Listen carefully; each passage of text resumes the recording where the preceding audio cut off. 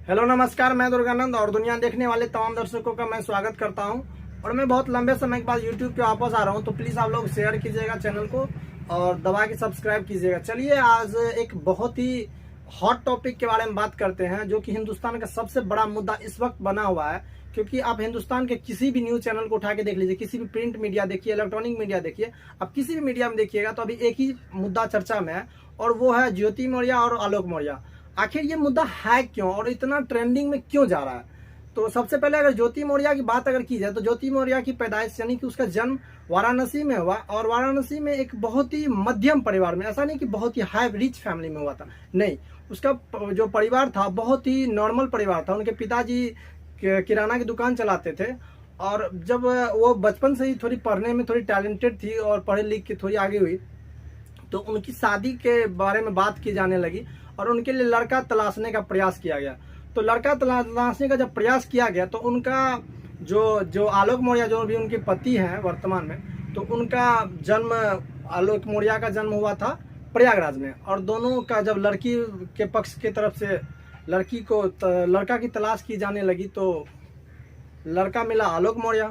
तो फाइनली दोनों में बातचीत हुआ, और बातचीत होने के बाद 2010 में फाइनली उन दोनों का शादी हुआ। अब शादी जब हुआ तो उस शादी के कार्ड पे, जैसा कि यहाँ पे शादी का कार्ड भी है, और शादी के कार्ड पे ये लिखा गया था दोनों तरफ से, क्योंकि लड़का पक्ष और लड़की पक्ष दोनों की तरफ से अपनी अपनी विशेषताएं लिखी जाती है। तो लड़की की तरफ से ऐसा कार्ड पे उसके पिताजी का नाम, उसके बारे में लिखा गया।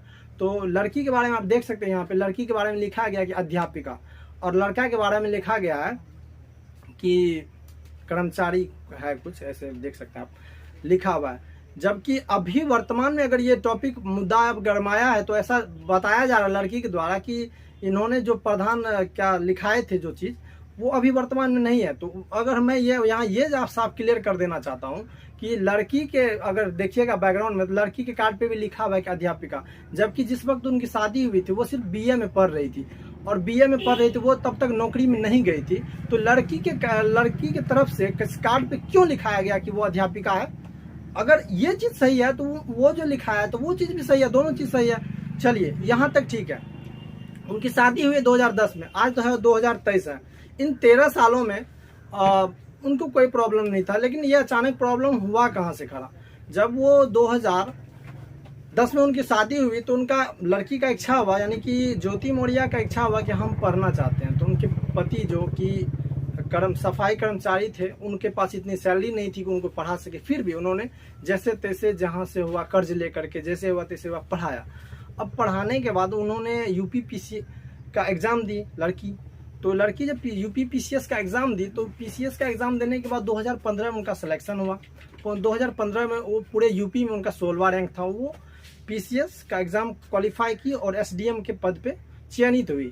अब एसडीएम के पद पे जब वो चयनित हुई तो 2015 में, और 2015 में एक और घटना हुआ। 2015 में वो लड़की प्रेग्नेंट भी थी, यानी कि ज्योति मौर्य प्रेगनेंसी में थी। और ज्योति मौर्य जब प्रेगनेंसी में थी तो 2015 में उनका रिजल्ट भी आया, 2015 में उनको 2 जुड़वा बेटी हुई। तो जुड़वा बेटी 2 हुई, यानी कि आलोक मौर्य और ज्योति मौर्य के पास अभी वर्तमान में 2 संतान है और दोनों बेटी है।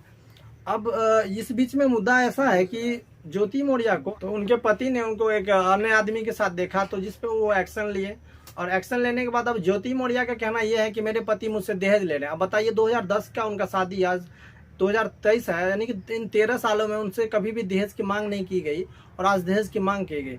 और इनके चलते लाखों करोड़ों लड़कियों को पढ़ाई से, और लाखों करोड़ ऐसे बहन बहू बेटियां हैं जो बाहर में, जिनके पति पढ़ाना भी चाहते थे, और वो लड़की अगर पढ़ना भी चाहती थी, तो आज ऐसी स्थिति आ गई है कि कोई भी पति अपने पत्नी को पढ़ाना नहीं चाहते हैं।